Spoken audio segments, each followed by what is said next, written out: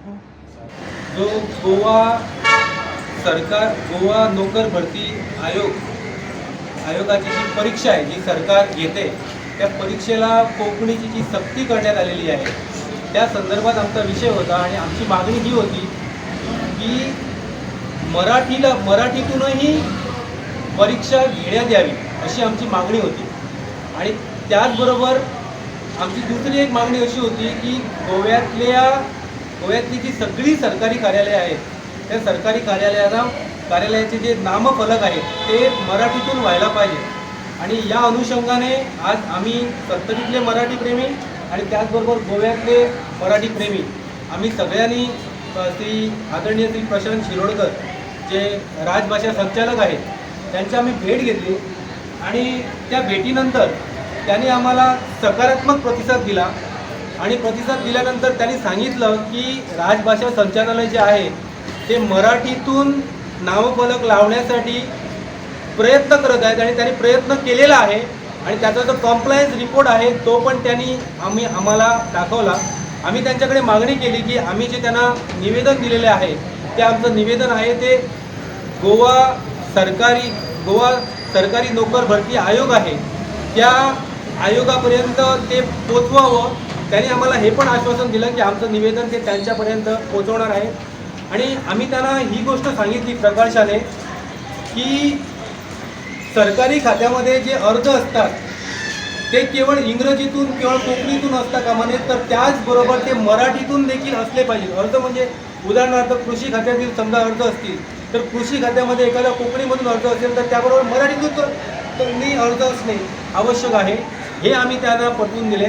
आणि आम्ही त्यांना सांगितलं की त्या दृष्टीने त्यांनी पत्रव्यवहार संबंधित खात्यांकडे करावं. आणि त्यांनी आमची ती मागणी मान्य केली. आणि आम्ही त्यांना हे पण पटवून दिलं की गोव्यामध्ये मराठीला सहराजभाषेचा दर्जा आहे. आणि तो सहराजभाषेचा दर्जा असल्याकारणाने मराठीला कुठच्याही प्रकारे डावलता येणार नाही. आज गोव्यामध्ये असंख्य प्राथमिक मराठी शाळा आहेत. या असंख्य मराठी शाळांमधून अनेक विद्यार्थी मराठीतून शिक्षण घेतात.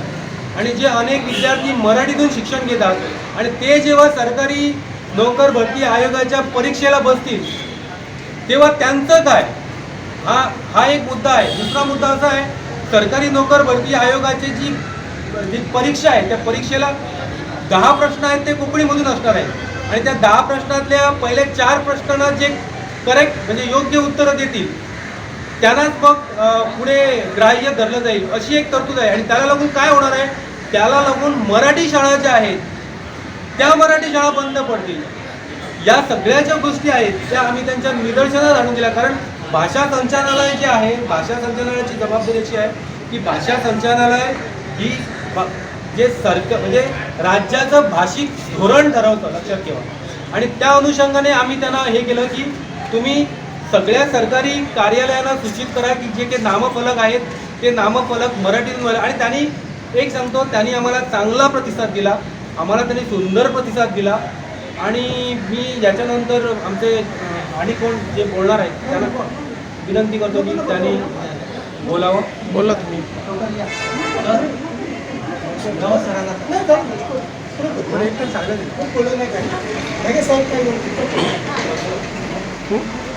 नमस्कार, मी प्रकाश भगत. मराठी असे मायबोली तो गट आहे त्याचा प्रमुख आहे. 15 दिवसापूर्वी मी पत्र दिलं होतं आणि जे त्यांनी रेकॉर्ड काढलं होतं की सरकारी खात्यातील जे बॅनर असतील, बोर्ड असतील, फलक असतील ते कोकणीबरोबर मराठी आणि नंतर इंग्लिश या भाषेतनं असायला पाहिजे होते. तर आम्ही सगळीकडे बघितलं, म्हणजे विशेषतः मेडिकल कॉलेज किंवा प्रायमरी हेल्थ सेंटरमध्ये की त्याचा फॉलोअप झालेला दिसला नाही.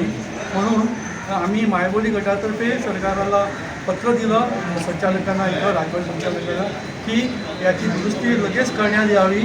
आणि आम्हाला प्रशांत शिरोडकर डायरेक्टरनं आम्हाला या सर्व जमलेल्यांना आश्वासन दिलं की त्याची कार्यवाही करण्यासाठी आम्ही नक्कीच प्रयत्न करू. धन्यवाद. बोला ना, या 2 मिनिट.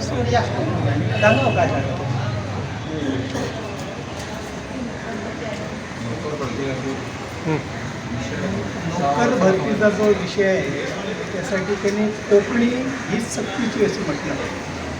त्याच्यामध्ये मराठीला स्थान दिलं नाही. ते मराठीचं स्थान जर मराठीला मिळालं नाही तर उद्या लोक विचार करतील.